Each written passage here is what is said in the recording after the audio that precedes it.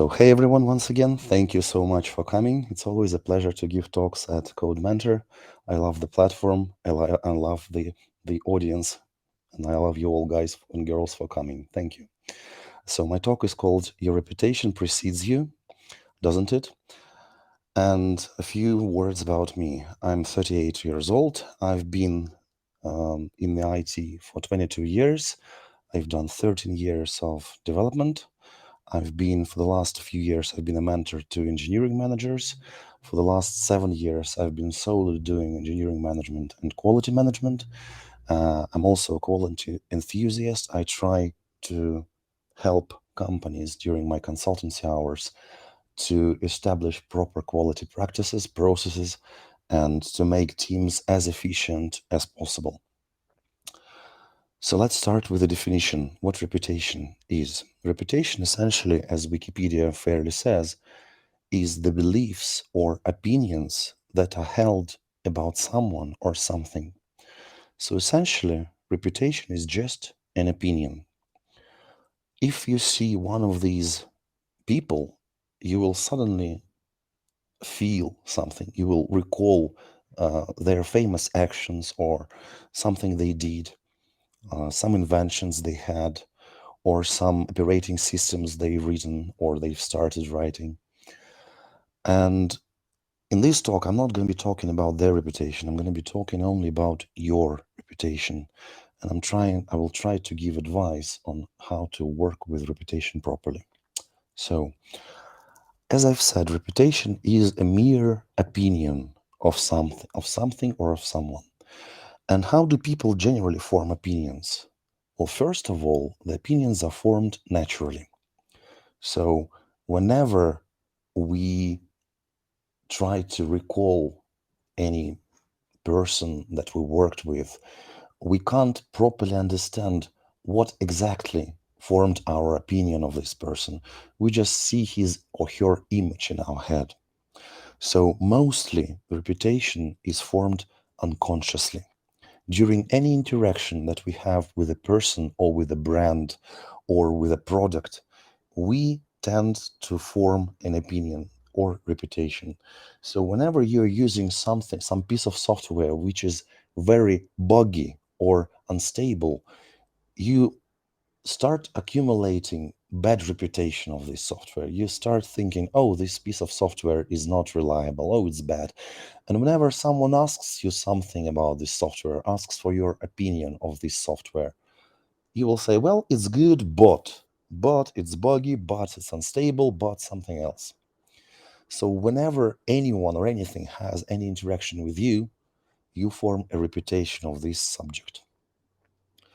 Some examples. If you go to the shop and talk rude to a shop assistant, that shop assistant will form a reputation of you. You will be perceived in the eyes of this shop assistant as a rude person. That shop assistant will know pretty much nothing of your past or future or previous events in your life. That shop assistant will just think you are rude. Or if you are a hiring manager during the interview, you don't give any feedback, and during the interview, you don't provide any feedback to the interviewee will think, oh, well, it's just another hiring manager who doesn't bother to give any feedback. So it's kind of bad reputation. Or if you started mentoring people in your team and you started onboarding new joiners and you help that new joiner really well, if you're passionate about helping, if you do care of people, then the new joiner will form a good reputation of you. Or if you go to Codementor or to a meetup or to a conference and give a talk, people will perceive you in a certain way. If they like your talk, they will think, all right, the content was good, the presentation was good, the slides were good, and the person was good. If they dislike you, if you do something crazy, well, they will have a different reputation of you. Or if you just go to a community, to a Slack chat, a Discord chat, and you chat to people, the way how you chat will define the reputation that you will held in this community, that you will be held with this community.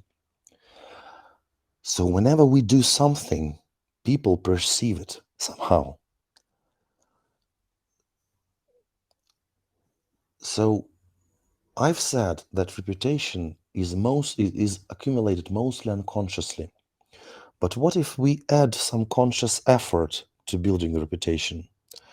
There are plenty of ways to do that. I've listed a few. You can give talks at conferences to be established in the community as a thought leader. You can publish blog posts. I'm certain you have plenty of people whom you follow on Medium or somewhere else, whom you think are real good specialists. You can become a well-known thought leader generally, like Kent Beck or someone else or whoever you read.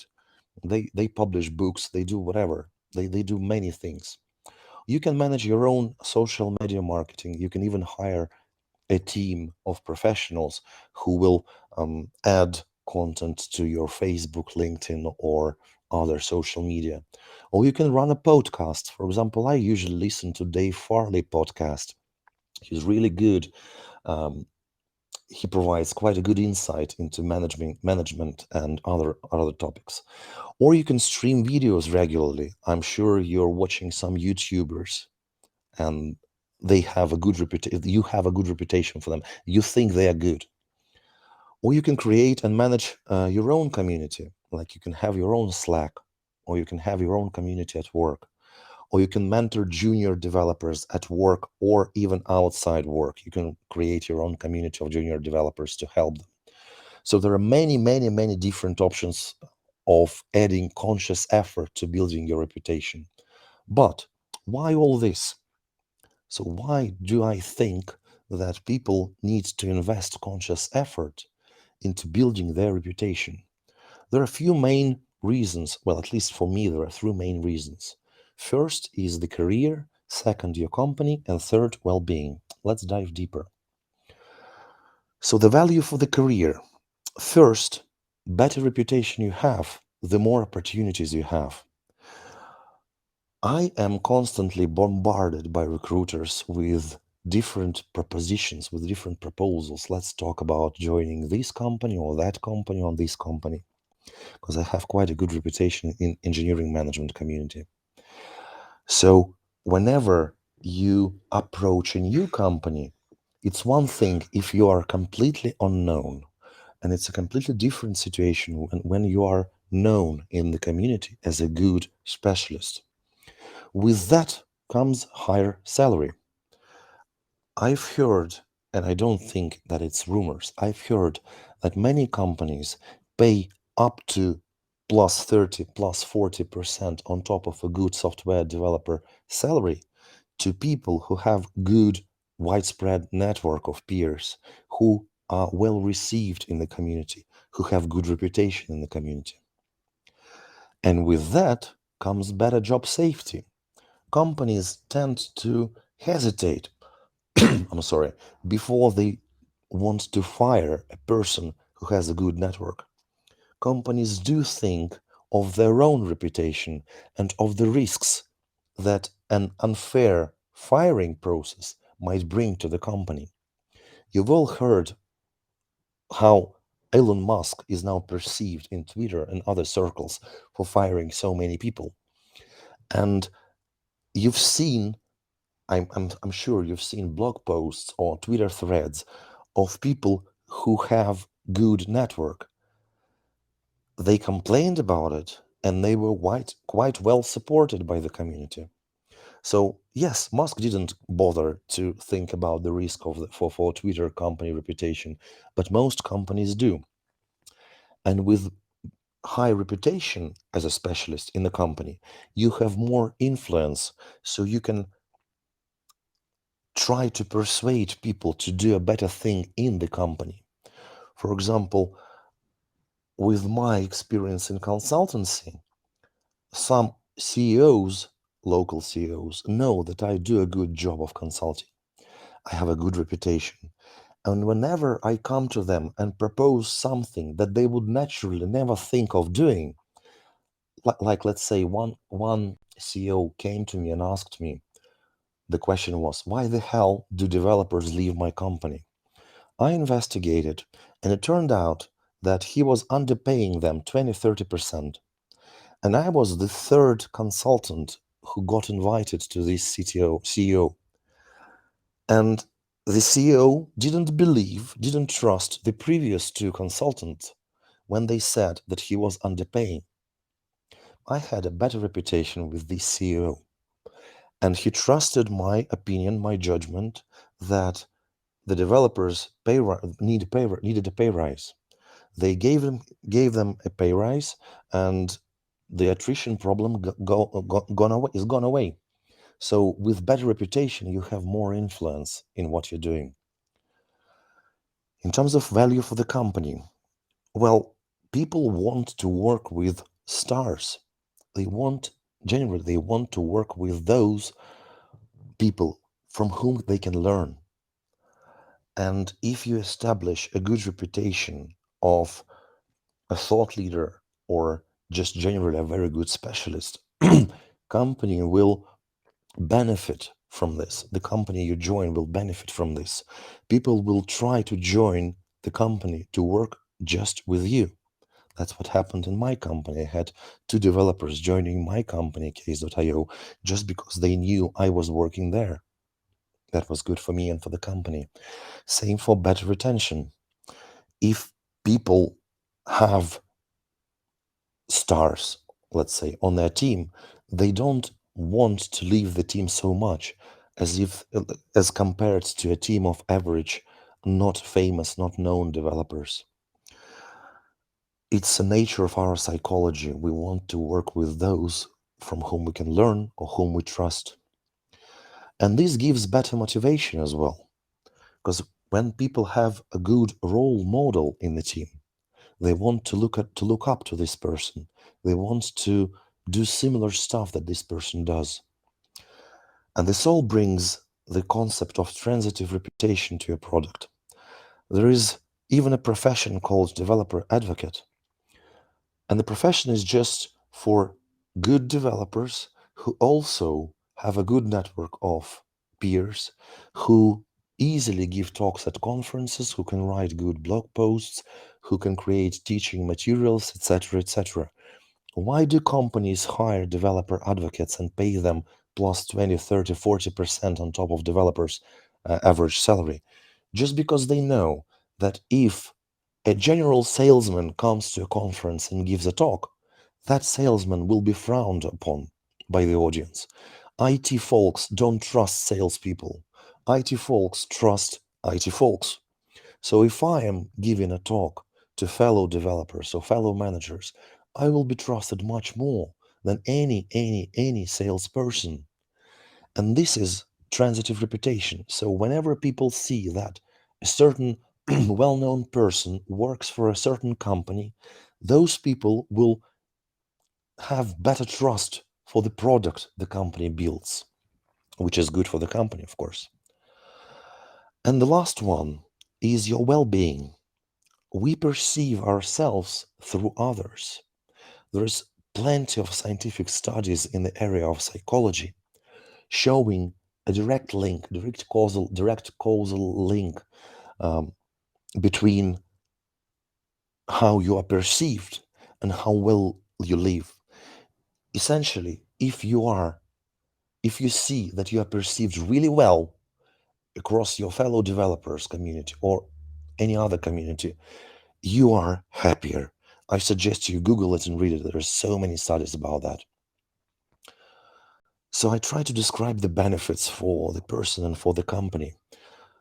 But for most people, when they see some person giving a talk at a TED conference or Amazon reInvent or some other big conference, or I'm not sure if they see Kent Beck or Uncle Martin writing their posts, they think, well, where am I and where is Uncle Martin? There, he's somewhere very far away. But we can always start small. I suggest three very simple advices on how to start small.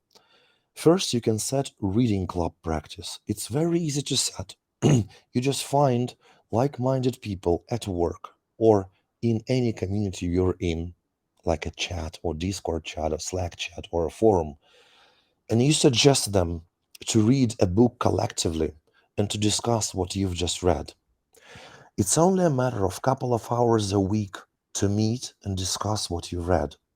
And yet, this gives you a very good experience at organizing events. You will find out how to, well, invite people, how to work with them, how to set it as a routine, etc., etc. Second option, sorry, is to give team talks, to set up a team talks practice at work. For example, in my company, we have every Wednesday an hour, a certain time at 6 p.m. Where every developer from the team can give a talk on any topic she wants or he wants. So this process is very simple as well. And what's peculiar about this process is that whenever you're giving talk to people whom you know well, you're not that afraid. It's not as frightening as if you went to a conference to give a talk there. You're not that unsure what's going to happen. You're just sharing your knowledge with your folks. Or another option would be to publish what you learn. Many people use Twitter for that. Some people use LinkedIn. Some people use their own blogs. I have a GitHub account where I post stuff, and I write to my company blog as well. What is peculiar about publishing what you learn is that you learn how to summarize your thoughts really well. It is a practice that you have to master, and only with experience comes mastery. So as soon as you start publishing what you learn, you start summarizing, just summarizing what you've read during the week. Because every developer or software development test or QA engineer, everyone reads so much weekly that it's just a matter of some practice to start summarizing what you've read and start publishing it somewhere. If you're hesitant to publish it online to the wider audience, to the internet, you can start publishing it at your company or with your friends, or composing a newsletter just for your friends. And when you start small and gain some expertise or practice at least, you can grow bigger. As soon as you have an experience of setting and hosting a reading club, you can start your own knowledge sharing community. You can invite more people. If you started this practice at work, you can invite people from outside work. You can ask your fellow developers to invite people whom they trust, are good guys or girls, and they can come and just enhance your community. And you could all start sharing knowledge that you gain on a weekly basis. With team talks, as soon as you've started and gained some experience at organizing team talks, you can organize a small meetup, offline or online. You can organize a meetup at your company or outside. For example, I like to organize meetups at partner companies. So I have plenty of partner companies. I visit their office. I come and give a talk. I encourage their folks to give talks. I show them how to do it. It's easy peasy and everyone is happy. And then, who knows, maybe you will run your own conference. I have a story of a couple. They were attending conferences for 10 years, just giving talks and listening to talks. And then they decided to get their own conference done. It was small, it was only 200 people, and yet it was very successful. They even had some profits from running these conferences. And if you follow publishing what you learn route, you can then grow it bigger as well. You can have public blog posts. You can have it even on Substack, as some authors do, paid blog posts, for example. Or you can have video streams like Dave Farley or Alan Holub does. So you can always start small, and then you can learn and how gain expertise at doing that and grow much bigger. With that, I would say that it's very important to grow what you like. I'm a big fan of the concept called eudaimonia, which is a Greek word for ultimate happiness. I think that it's great when you are pursuing something that gives you innate ultimate pleasure. If you think that giving talks at conferences is what you like, if you try it out and if you see that you get so much pleasure from having people applaud you, then potentially it's just a good way for you to go.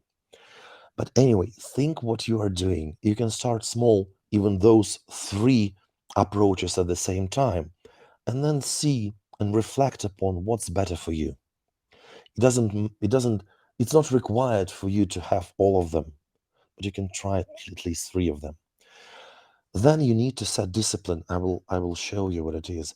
Get help from pros, and as I've said, have fun. So grow what you like. Think what you're doing. What I mean here is that whenever you are adding conscious effort to your reputation building process, you need to think who you are, what image you have now at a certain community. What is your Aziz model? If you worked with business modeling tools, they always have this Aziz model and to be model and the transition between them. So what is your Aziz model? How are you perceived in this community? What are you trying to achieve there? Where you are doing that? That's the second thing. Your channels of communication. What channels you like? For example, for me, Twitter is very alien. I don't know. I never dig it. I could never understand it properly. It just seems a bit alien to me. I like giving talks more. So for me, the main channel that I like is YouTube, Codementor, places like that, and conferences. Maybe you will find that for you, it's easier and more pleasurable to talk in chats and other communities. Maybe it's easier for you. Then you need to think whom you want to become. So, for example, if you are now a software developer, but you always tried and you always aimed at not growing, at transitioning to an engineering management community or community, engineering management career, then you need to think what image you want to create of yourself. And it's not a matter of just creating an image, but it's just a matter of becoming that person and achieving that goal. And the next one, and the very important for me, is how you want to achieve that goal. Because many people don't think about their own ethics. I've seen so many, I would say, for me, it's bad examples. When people, for example, started their first job of, let's say, software developer, they're just junior developer. And then they started charging other junior developers for advice and help. Again, I'm not judging them, but for me and for my ethics, that is wrong. For some people, it is all right. But I'm suggesting that you should think what ethics you have, what you think is morally good, and what you think is not, and align your goal and the ways how you want to achieve it with these ethics. Another example would be you can just write good content, or you can spam all the communities you know with content you have. Does spam work? Well, sometimes it does. Does it achieve your goal? It might do. Does it follow your ethics? Answer these questions for yourself, all right? You need to do that anyway. Because there are plenty of ways to achieve any goal, but you need to think how you're going to be achieving it. Are you going to be happy if you're spamming the communities, let's say? Then next one is to set discipline. Regularity in content production is a key. If you just try to recall, if you read one article from some author and you checked his blog or her blog and you see that there's just one article there, would you come back to that blog? I doubt. If you see that there are 10 articles in that blog, chances are higher that you will subscribe to that blog or you will just come back there. And it doesn't matter that much how often the blog has new entries coming.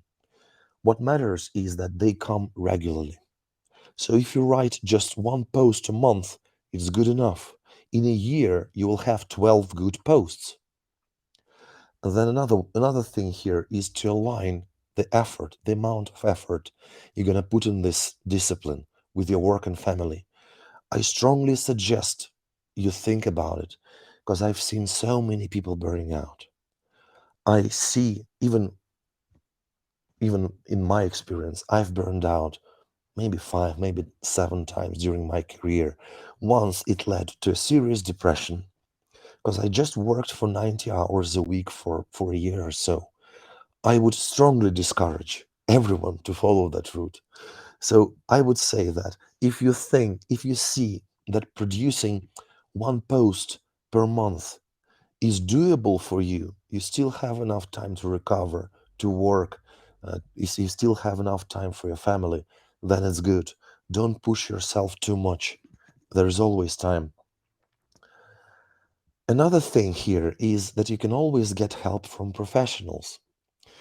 If you if you ever watched any TED talk, you see how strong, how good those people are who present, how confident they are, how well they pronounce words, how well they how well taught their gestures are, etc. You see how they excel at giving talks. It's just a matter of practice, and you can always get help from acting trainers. In theater, the first couple of years, every single actor is taught how to feel properly the stage and the audience, how to set the dialogue with the audience.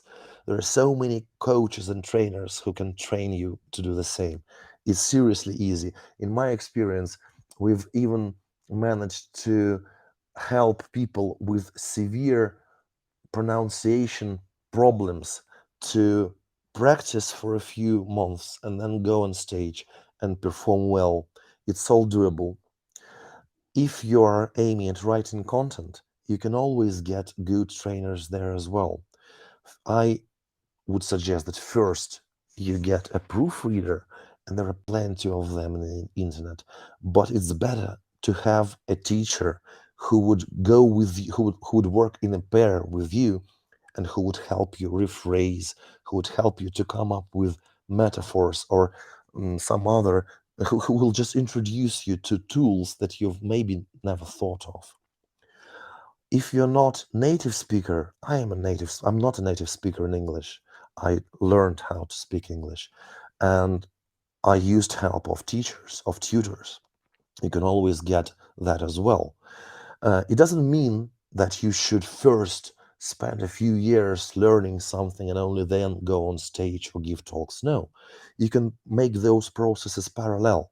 If I read my first articles from 2004, I'm like, wow, who the hell wrote those articles? How how did he even think of writing shit like that? And yet I gained experience from that, and it's good.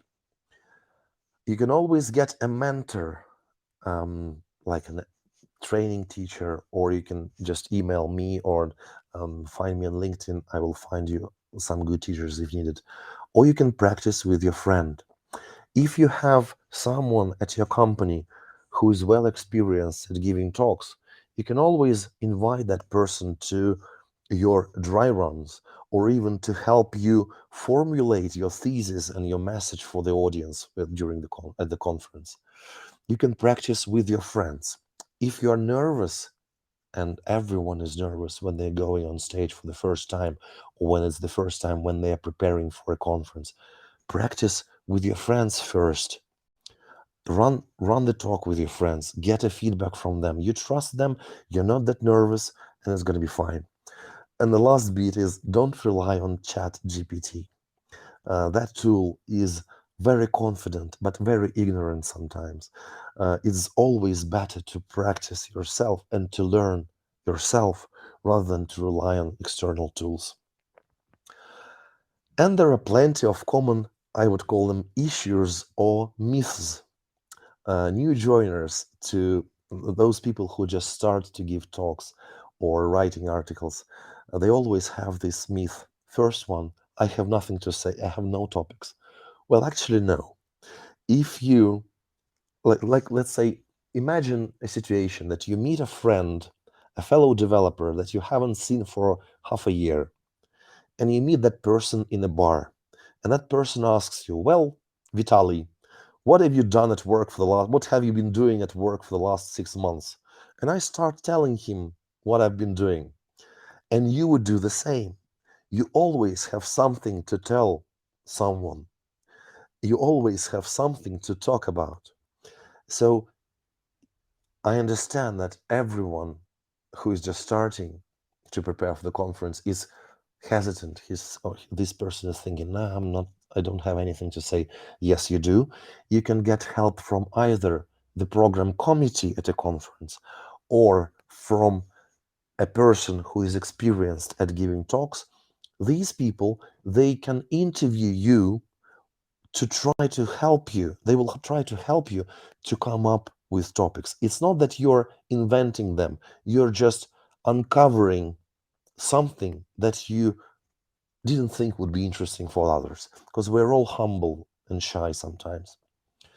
Next myth is that I am a novice, I am an amateur, I have got nothing to say to grown ups or good specialists. Well, it's a lie as well. It's a myth as well.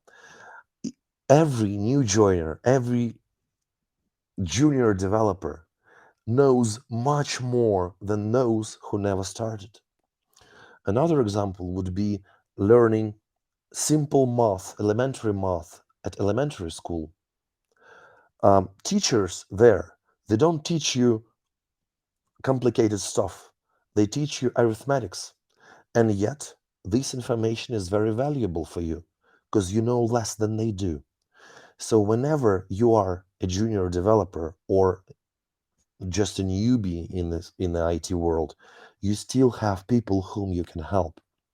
You still have people who know less than you do.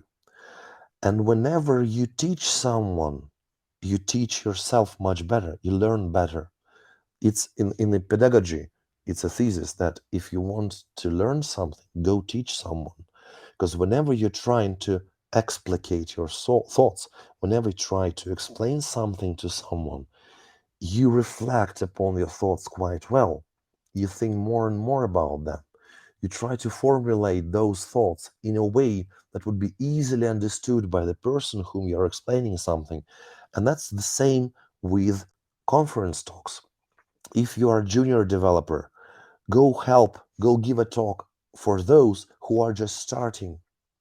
If you're a middle developer, go give a talk to other middle developers. Chances are your skills will not intersect well with theirs. Maybe you've learned something much better than they did.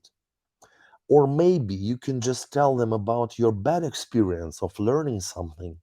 Once I had a junior developer who was hopping from one job to another because she was harassed by two bosses consequently, and it was quite a torture for that person. She even had to go to psychotherapist with this issue. And I helped her with this case, and she wanted to give a talk about that. We gave a talk at a local engineering managers meetup. The talk was called How an Engineering Manager Can Be a Good Person. And like essentially it was help. It was another viewpoint, another perspective for engineering managers that sometimes they are misbehaving. Sometimes they're doing something really bad. Sometimes they're not onboarding people properly. They're not thinking about people properly, etc. So there is always this perspective valuable for others as well. Another myth is that some people say I'm just an introvert. Well, in psychology, the binary separation of people to introverts and extroverts is almost gone. Psychology says it's a spectrum of attitudes that people have, and some people in some scenarios, in some environments, they want to talk less to people. Some people want to talk more. So most people who say that they are introverts, I would say that they just weren't exposed to a proper, safe environment where they could excel at helping others. I've been teaching mentors too, and as soon as the mentor has their first mentee thanking them and applauding them, let's say, the mentor is so happy. And mentor is not reluctant to be a mentor anymore. Same with speakers. As soon as the speaker gets their first applause from the audience, the speaker is very happy. Another myth is that I'm not charismatic. Whenever you watch a good dancer on stage, you feel that that person is charismatic. I am sure that 15 years ago, if you saw when this person was just starting his or her dancing career, you would see a clumsy person. Because whenever we start doing something, we're always clumsy. When I first joined the wrestling group, I couldn't move properly. And well, then I trained and then I started moving much better. So from the like when you're watching TED Talks, as I've mentioned, you see that people are very charismatic, but it's just a matter of practice. If you spend 10 years giving talks at conferences, you will be awesomely charismatic, I'm telling you. And the last myth here is that people will laugh at me. Well, when you're giving a talk, when you're just telling your friends something, they will not laugh in a bad way at you, right? They will only laugh when you're joking. So you can start slow. You can, as I've said, you can give talks at a smaller for a smaller audience at work. You can gain confidence there, or you can give talks even to your friends or to your local small community, and then you can go bigger because confidence grows with expertise and experience. So people will not laugh at you as soon as you go to a big conference where you have 1,000 people listening to you. You won't be laughed at, I'm telling you. So I'll try to sum it up now. Reputation or opinion forms whenever we do something with others. Like it or not, it always does. So I think it's better to influence it, to make it a conscious process, to start thinking what you're doing and how, whom you're approaching with what talks you give, what ethics you have. And it's very beneficial to start your reputation building process as early as possible right now, if you haven't started yet. Because if you start now, if you are a junior developer, let's say, in 10 years, you're going to be a senior developer anyway, but people will see your public growth. They will see your digital trail or digital steps, and that will be a great addition to your CV with your reputation and with your steps, how you grow, how you grew. And yes, take small steps. As I've said, try something small. Don't rush into the uncomfort zone too quickly and enjoy the process. I've seen so many people who forced themselves to give talks, who forced themselves to overcome too much fear. It shouldn't be like that. You could just start small. You can give, as I've said, give talks at your in your company and enjoy that process. And with that, I think that's it. I will share my LinkedIn and my GitHub is this, and we have a few questions. Manuel is saying, what about leaders that redirect bad opinion about someone? Manuel, can you uh, add more information? I'm not sure I'm understanding. Yes, of Mhm, course. mhm. Well, for example, you go into a team Yep. and perhaps you don't like the leader, or Mhm, the leader don't like you, mhm. no? Then perhaps the leaders, because he doesn't like you, he starts to give bad opinions about you. Yeah. Okay, not really, but because you make bad things, Mhm, really. mhm. But perhaps I don't know. I'm not sure. Perhaps he's jealous. Yeah. He thinks because you are a risk about him. Mhm, I don't know. mhm. Sometimes it occurs that. Yeah. Well, I think so. Yes, it does happen sometimes. Unfortunately, some leaders are not well trained to be leaders, let's say, because a good leader empowers people, but bad leaders do exist. I've witnessed a few of them in my experience. I was once fired for this particular reason because the leader thought, as you've said, I would be a risk for his career.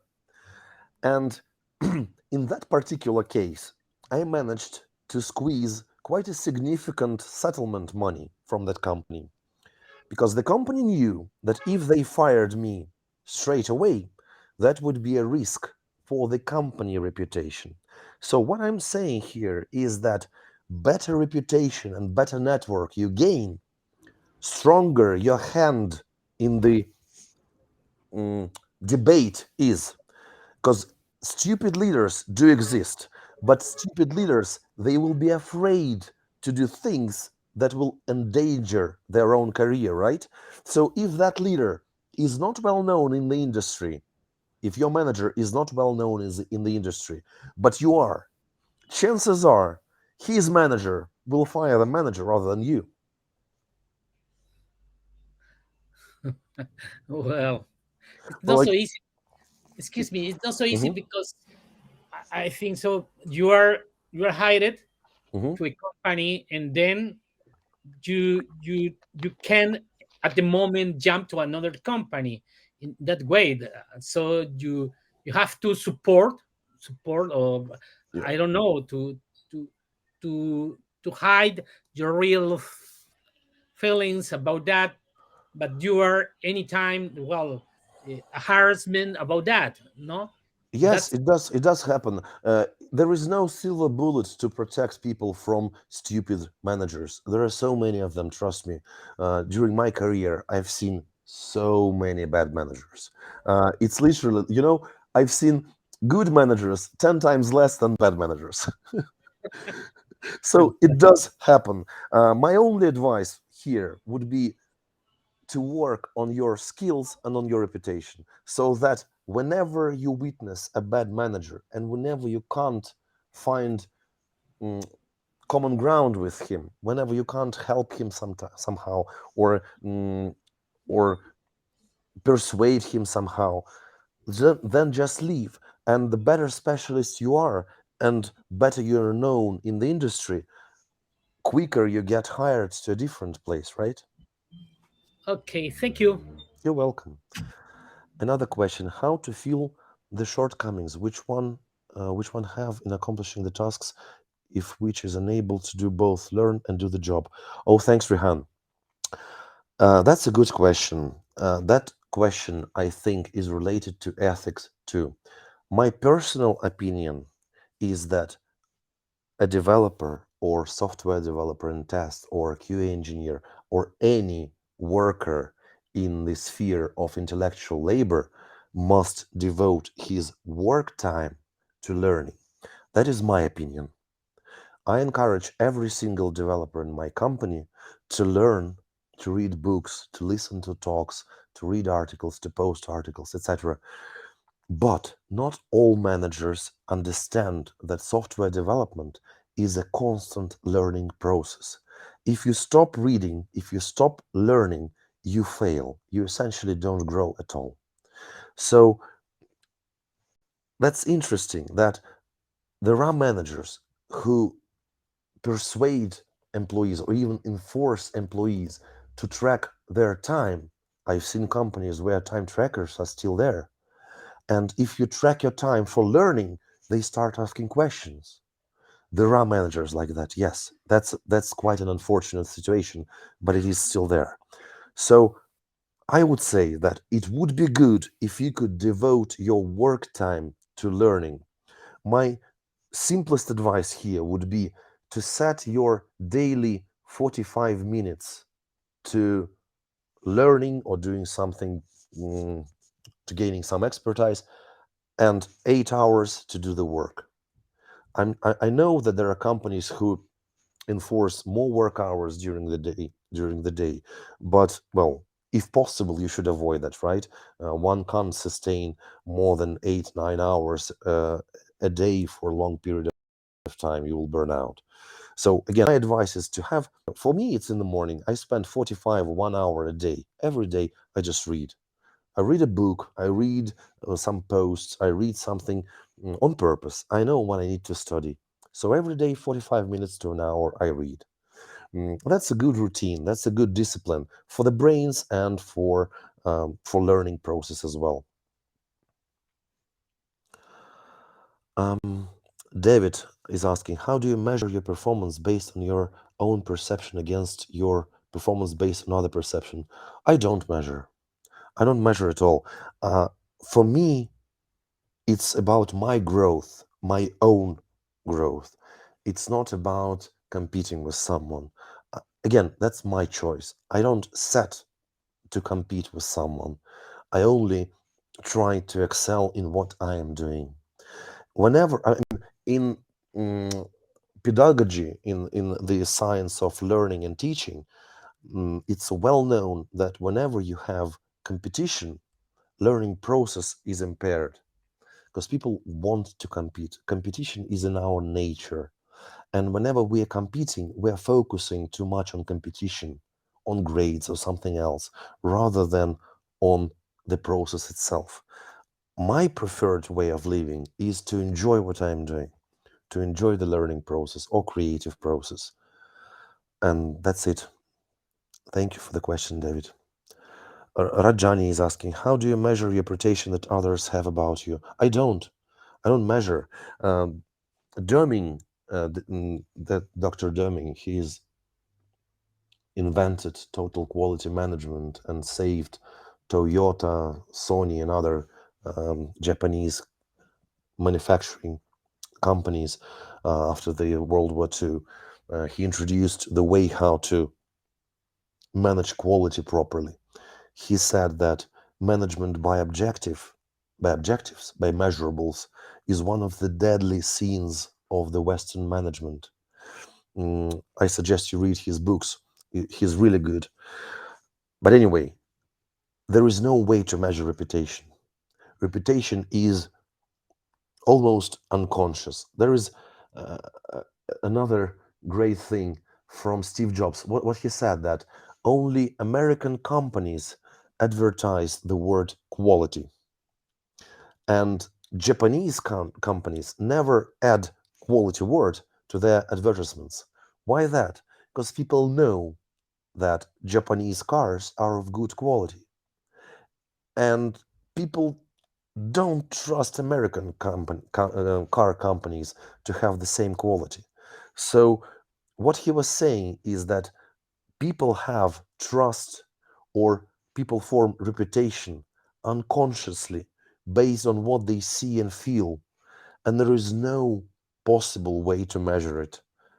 That is why in the most progressive companies, developer advocacy is not measured at all. There is no, and in pretty much any sane company, there are no KPIs for the very same reason.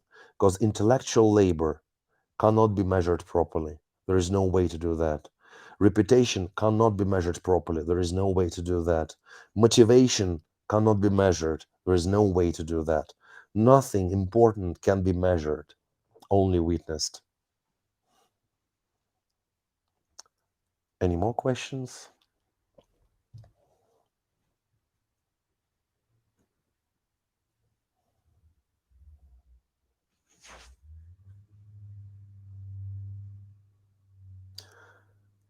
If not, thank you for coming. I will add links to the books I mentioned. Oh, yeah,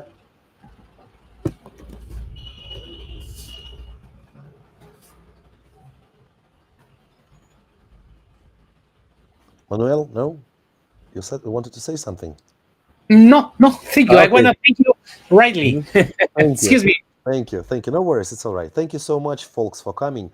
I will add links to the Codementor event comment box, links to the books that I've just mentioned. Thank you so much for coming. It was a pleasure to talk to you.